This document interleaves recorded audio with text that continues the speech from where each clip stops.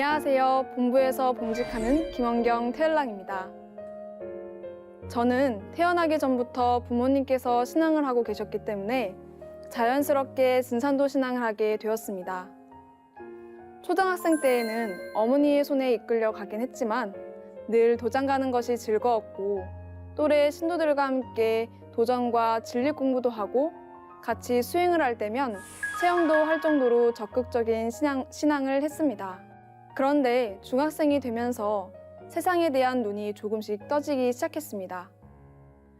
성직자 가족으로서 넉넉지 못한 삶과 친구들과 비교되는 집안 형편을 보면서 진산도 신앙에 대한 원망도 컸습니다. 또 학교 생활에 집중하다 보니 도장에 바람처럼 왔다가 바람처럼 사라지는 그런 신앙을 했습니다. 하지만 이런 청소년 시절에도 늘 마음 한편에는 나는 왜 진산도를 신앙하는 부모님을 선택해서 태어났을까? 나는 왜 진산도를 해야만 하는 것인가? 나는 진산도 신앙을 하고 싶다. 진산도가 참 진리인 것은 분명한데 왜 나는 떳떳하지 못하지? 이런 생각에서 벗어나지 못한 채 신앙을 제대로 못하는 것에 대한 답답함이 컸습니다. 그러다가 2014년에 대학교에 입학하게 되었고 중고등학교 시절의 신앙에 대한 답답함이 컸던 터라 대학생 때는 신앙을 잘하고 싶은 열망이 컸습니다. 3월 18일 대학교 1학년의 새학기가 시작되었고 설레는 마음으로 첫 법 오전 전공 수업을 듣고 있었습니다. 그 수업은 12학번부터 14학번까지 듣는 아주 규모가 큰 강의였습니다. 교수님께서 강의를 하시다가 여담으로 예쁜 여자애들이 많아서 동아리를 가입했는데 나중에 알고 보니까 나쁜 동아리였더라 라고 말씀하셨습니다. 그런데 갑자기 당시 12학번 과 학생회장이었던 한 선배가 그거 진산도 라고 말하는 겁니다. 저는 그 말을 듣고 너무 화가 나고 이대로 지나가면 다른 친구들이 진산도를 잘못 오해하는데 라는 생각이 들면서 갑자기 불안해지기 시작했습니다. 그래서 교수님과 친구들에게 그 오해를 풀어줘야겠다는 생각이 바로 들었습니다. 점심은 그냥 먹는 둥 마는 둥 하고 오후 법수업도 다 날려버리고 저는 과 선배들과 친구들에게 어떻게 하면 진산도를 잘 설명할까 공책에 적기 시작했습니다. 그리고 수업을 끝마치려고 할 때 잠시만요 교수님, 꼭 말하고 싶은 게 있는데 잠시만 저에게 5분의 시간을 주시면 안 될까요? 라고 말하고 허락을 받자마자 교단 위에 섰습니다. 중고등학생 때 도장에 바람같이 스치는 신앙이었지만 부모님께 배운 것을 나름대로 집에서 혼자 공부도 해보고 팔관법 PPT도 만들어보고 어포 때 작게나마 공부했던 여러 지식들을 모아서 주절주절 말을 이어나갔습니다. 아까 오전 수업 시간에 학생회장 오빠가 잘못 말한 진산도, 그거 제가 믿고 있는데요. 진산도를 잘못 알고 있어서 그게 아니란 것을 알려드리기 위해 여러분 앞에 섰습니다. 진산도는 한민족의 역사와 함께하고 있고 그 정신을 그대로 이어왔으며 일제감정기에는 보총교란 이름으로 당시 인구의 3분의 1인 700만 명이 신앙을 했습니다. 윤리와 사상 교과서에서도 보면 진상교로 나와 있는데 우리나라 교과서에 문제 있는 종교를 실을 일은 없겠죠. 진산도에 도자가 붙어 있어서 혹시 길거리에서 도를 아십니까? 라고 전도하는 대순진리의 단체로 오해하실 수도 있는데 그것은 여러분들이 몰라서 그런 거니까 이해하고요. 그곳과 진산도는 같은 곳이 아닙니다. 그래서 이렇게 오해를 풀고자 이 자리에 섰습니다. 얘기를 들어주셔서 감사합니다. 라고 말을 했었습니다. 하고 싶었던 말을 다 쏟아내고 내려오려고 하는데 갑자기 바수 소리가 나더니 강의실에서 사람들이 김원경 멋있다, 용기 있다 라고 말해주고 교수님께서는 원경이가 그런 불편한 마음이 있었구나 라고 말씀해 주셨습니다. 하루 종일 길을 지나가면 김원경 용기 있다. 내 친구 중에는 통일교, 한울교 믿는 친구도 있다. 너 진산도 하는 거 괜찮다. 너네는 방송국도 있지 않아?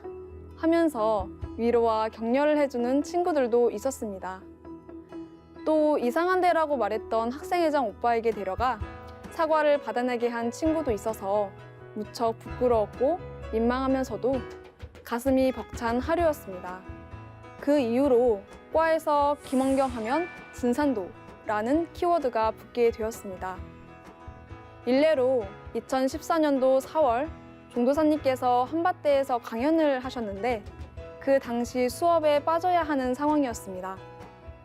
하지만 교수님께서 자연스럽게 원경이를 믿는다고 말씀하시면서 바로 출석 인정을 해주셨습니다.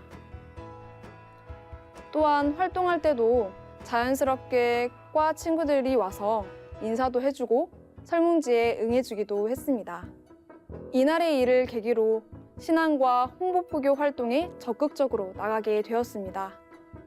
다이어리의 날짜와 그날의 상황과 느꼈던 기분까지 모두 생생하게 적혀져 있을 정도로 그날의 일은 제 인생의 터닝포인트가 되었고 여전히 잊히지 않는 생각만 해도 웃음과 부끄러움이 만발하게 되는 추억이 되었습니다.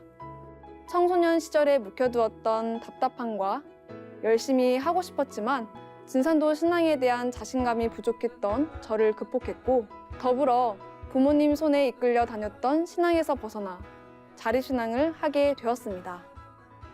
그리하여 진정으로 진산도가 제 몸속에 체화되는 느낌을 받게 되었습니다. 태율주 수행에 대한 체험을 소개한다면 초등학교 다닐 때 체험한 것이 생각납니다. 초등학교 신도들과 함께 하루는 태율주 수행을 길게 했던 적이 있습니다. 태율주 수행을 하면 항상 맑아지는 기분이 들어서 수행을 경건하게 하고 있는데 갑자기 사방이 시야가 안 보일 정도로 환하게 밝아지다가 그것이 거치면서 제가 수행하는 것이 보였습니다. 마치 제 몸에서 혼이 빠져나와 그 혼이 거울에 비친 것 마냥 보였습니다. 수행하고 있는 저의 이마와 제 앞에 보이는 또 다른 저의 혼이 서로 연결되어 있었습니다. 시간이 지나면서 저랑은 너무 비슷하게 생겼는데 무언가 키가 크고 성숙해 보이는 여자분이 수행을 마치고 문을 닫고 나가는 체험을 하였습니다. 너무 신기하고 황홀한 체험이라 세월이 흘렀지만 여전히 생생하게 기억에 남습니다. 24살이 된 제가 그때의 체험을 다시 한번 상기해보면 아마 어린 제가 현재 수행하고 있는 모습을 미리 본 것이 아닌가 생각이 듭니다. 사람이 육신이 있는 몸과 육신이 없는 몸인 신명으로 구성되어 있다는 것을 직접 체험한 것이 아닌가 이것 또한 생각해 보았습니다. 제가 어렸을 때부터 늘 항상 마음속에 담고 있는 성구인데요. 도전 2편 90장의 말씀입니다. 하늘은 곧 이치, 하루는 상제님께서 글을 쓰시니 이러하니라. 천자는 리아라, 소소지천이 합 인심지 천하니 리는 원어천하여 구어 인심하니라. 하늘은 이치이니라. 밝고 밝은 하늘이 사람 마음속 하늘과 부합하니 이치는 하늘에 근원을 두고 사람의 마음에 갖춰져 있느니라. 약 영리면 즉 자기 차신지 천이니 차는 기 제천지 천이니라. 화비 자외이래요. 죄급기 신년이라. 이치를 거스름은 곧 스스로 마음속 하늘을 속이는 것이니 이는 하늘에 있는 하늘을 속이는 것이니라. 화는 밖에서 오는 것이 아니오 죄가 제 몸에 미친 것이니라. 천지는 나와 한 마음이니 사람이 천지의 마음을 얻어 제 마음 삼느니라. 제가 늘 힘들 때면 아버지께서는 천지와 하나 되는 마음을 가지고 수행하라고 하셨습니다.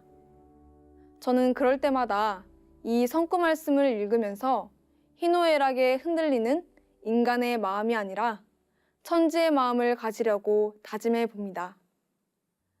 누구든 신앙하면서 때로는 시련이 온다고 하는데요. 저의 대학 생활도 예외는 아니어서 힘든 일이 조금 있었습니다. 제 인생의 시련의 첫 관문이었고, 당시에는 많이 억울하고 힘들고 지치기도 했지만, 시간이 지나고 테일랑 3기 수료를 마친 후에 지금은 천지와 하나 된 테일의 신법을 가지는 신앙을 해야겠다는 생각이 듭니다. 천지는 나와 한 마음이니 사람이 천지의 마음을 얻어 제 마음 삼느니라 하신 말씀을 좌우명으로 삼아 성숙한 신앙인이 되겠습니다.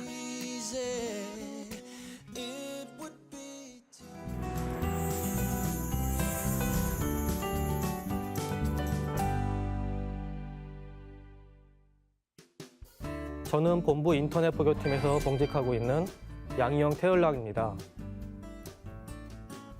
증산도를 만나게 된 계기는 지금으로부터 13년 전 대학교 1학년을 마치고 21살 때 증산도에 입도를 하였습니다. 저는 대학교 공부에 큰 뜻이 없이 입학을 하였습니다. 그러나 우주와 보이지 않는 영적 세계에 대해서 관심이 많았습니다. 무병광대한 광활한 우주의 공간에는 그 중심이 있을 것이고 그 중심에는 다스리는 신이 있을 거라는 생각을 하였었습니다. 그리고 우주는 어떤 원리로 움직이고 있을 거라는 생각을 하였습니다. 그런 고민을 하면서 학교 수업이 끝나면 도서관에 가서 외계 문명이나 수행에 관련된 도서를 찾아서 읽었었습니다. 이런 분야에 대해서 동기나 선배에게 물었지만 아무도 몰랐고 관심도 없었습니다. 그래서 독서를 하면서 혼자만의 시간을 가졌었습니다. 매일 책과 함께 고민하고 죽음이나 영적 존재에 대해서 탐구를 하였습니다. 그러다가 인간은 영적 성숙을 위해서 수행을 해야 된다고 알게 되었습니다. 그래서 대학 1학년을 마치고 방학 중에 인터넷을 통해 수행을 배울 수 있는 곳을 찾았습니다. 그런데 검색 도중에 증산도 테일주 수행에 대해서 알게 되었습니다. 그래서 증산도 카페와 증산도 홈페이지에 들어가 우주 1년, 개벽, 신도 세계, 천지공사에 대한 증산도 강의 영상을 시청하였습니다. 강의를 들으면서 크게 와닿았던 부분은 인간은 영적 성숙을 한다. 인간은 3,500만 년 동안 윤회를 해왔고 지금은 윤회를 종교 짓고 새 우주로 전환하는 하추 교육기를 맞이했다. 이때에는 대개벽이 일어나고 우주의 통치자 상제님의 진리를 만나 가을을 맞이할 수 있다. 후천 가을 문명에 태어나는 것이 진정한 신선이 된다는 것이었습니다. 그리고 상제님이 오셔서 이미 천지공사를 짜 놓으시고 그 공사 보신 이정표대로 이 세상이 흘러간다는 내용이 너무 신기했습니다. 지난날에 품었던 그 고민이 모두 풀리면서 이해가 되었습니다. 그리고 도장에 가겠다고 결심했습니다. 그리고 신앙을 하면서 조상님에 대한 체험에 대한 얘기를 해드리겠습니다. 저는 입도를 하고 7개월이 지나 조상 회원 천도식을 하게 되었습니다. 천도식은 조상님을 상제님 진리로 인도하는 조상님들의 입도식입니다. 그래서 시간은 없었지만 정성을 다해 정성 수행도 하였습니다. 그런데 천도식을 올리기 전에 21일 수행을 하였는데 특별한 체험이 없었습니다. 그 정성이 부족한 것 같아서 천도식을 올리고 나서 21일 정성 수행을 더 하였습니다. 정성 수행을 마치는 마지막 날 밤에 잠을 자기 위해서 침대에 누웠는데 어떤 영적 존재의 네 분이 오셔서 저희 팔과 다리를 잡고 어디론가 데려갔습니다. 너무나 두려웠지만 또 신도 체험이라는 생각에 신도에 의지하였습니다. 그리고 어떤 곳을 도착하니 제가 모르는 조상님으로 생각되는 분들이 계셨고 또 정장 차림의 할아버지도 계셨습니다. 그리고 저를 인사를 시키셨고 한 분 한 분 절을 하였습니다. 너무 기뻤습니다. 그 이후로도 조상님께서 감흥하셔서 몸이 아플 때는 신유를 해주시거나 사고가 일어날 것을 미리 보여주시기도 하였습니다. 보이진 않지만 조상님이 계시고 자손 곁을 지켜주신다는 생각을 하고 있습니다. 증산도 도전 2편 119장에는 조상님들이 쓸 자손을 타내리기 위해서 60년 동안 공덕을 드린다는 상제님 말씀이 있습니다. 하늘이 사람을 낼 때 무한한 공부를 드리나니 그러므로 모든 선령신들이 쓸 자손 하나씩 타내려고 60년 동안 공을 들여도 못 타내는 자도 많으리라. 이렇듯 어렵게 받아난 몸으로 꿈결 같은 쉬운 일생을 어찌 보낼 수 있으랴. 너희는 선령신들의 음덕을 중히 여기라. 선령신이 정성을 들여 쓸 자손 하나 잘 타내면 좋아서 춤을 추느니라. 너희들이 나를 잘 믿으면 너희 선령을 찾아주리라. 상제님께서 이 땅에 나라는 존재가 있기까지 우리 조상님들의 음덕이 있었다는 것을 알려주셨습니다. 그리고 나의 전 인생과 상제님 진리를 만난 이후에도 조상님들은 자손의 녹을 내려주시기 위해 내 곁에서 너무나 간절하고 사무친 기도를 상제님께 하고 계십니다. 그리고 상제님께서는 소원하는 바를 이루려면 천재만 빌어도 안 되나니 먼저 조상에게 빌고 그 조상이 나에게 와서 빌어야 뜻을 이루느니라 라고 말씀을 해주셨습니다.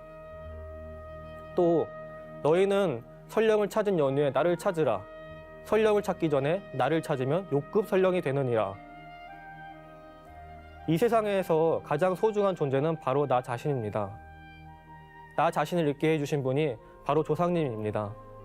그리고 우리의 소원을 성취하게 도와주시는 분도 조상님입니다. 해상 전도사님께서는 조상은 제1의 하나님이다 라고 말씀을 해주셨습니다. 그래서 내가 조상님을 하나님같이 모시고 있나? 내가 조상님의 뜻과 하나가 돼서 살고 있는가?